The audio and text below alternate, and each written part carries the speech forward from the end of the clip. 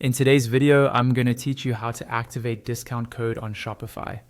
We'll walk through the whole process from creating a new discount code to activating it, and then deactivating or reactivating it later if you need to. I'll go slowly and explain what each option means so you can set up your discounts with confidence. First, log into your Shopify admin dashboard. On the left-hand side, you'll see the main navigation menu. Look for the option labeled Discounts and click on it.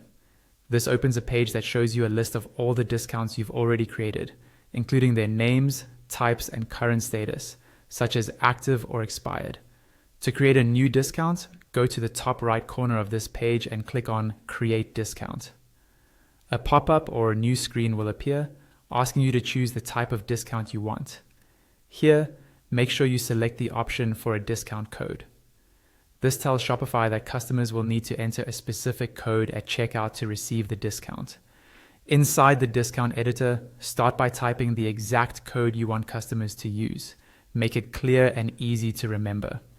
Next, set the discount value, such as a percentage off or a fixed amount off. You'll then choose who is eligible for the discount. For example, everyone, specific customer groups, or specific customers. You can also set minimum purchase requirements, like a minimum order amount or minimum quantity of items.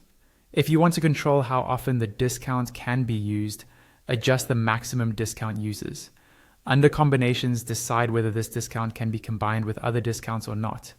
Then set the active dates. You can start the discount immediately or schedule it for a future date. And you can optionally set an end date so it stops automatically. When you're done configuring everything, click Save, usually found at the bottom right or near the top beside the search bar. Wait for the page to reload.